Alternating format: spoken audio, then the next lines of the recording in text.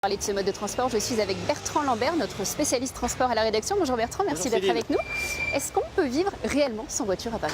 Et bien sûr, des centaines de milliers de Parisiens le prouvent tous les jours. Il faut savoir que par rapport au nombre de déplacements, seuls 13% des déplacements dans Paris se font en voiture. C'est très peu. Les piétons, c'est 47%. C'est quasiment 4 fois plus. Et puis la part, par exemple, des foyers disposant d'un véhicule chez eux a considérablement diminué. En 15 ans, on est passé de 60% à seulement 37% des foyers vivant à Paris disposant d'un véhicule. Mais alors pourquoi les Parisiens continuent-ils d'utiliser leur véhicule, leur voiture? Alors la première motivation, c'est une motivation de confort quand on les écoute.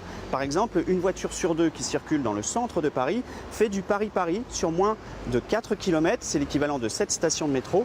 Et la motivation principale, eh bien, c'est le confort. Alors évidemment, à côté, il y a les artisans, il y a les gens qui travaillent, il y a les mamans qui déposent leurs enfants à la crèche ou à l'école. Évidemment, ces gens-là ont besoin de leur voiture. Mais globalement, dans une ville avec un réseau aussi dense en termes de transport en commun et aussi peu cher, on peut vivre sans voiture. Est-ce qu'on peut envisager à court ou à moyen terme un Paris sans voiture alors? C'est le sens de l'histoire avec le développement des navettes autonomes, électriques, avec les véhicules qui sont désormais partagés. La voiture individuelle thermique voit ses jours compter. À Paris, c'est une certitude. Merci Bertrand pour cet éclairage.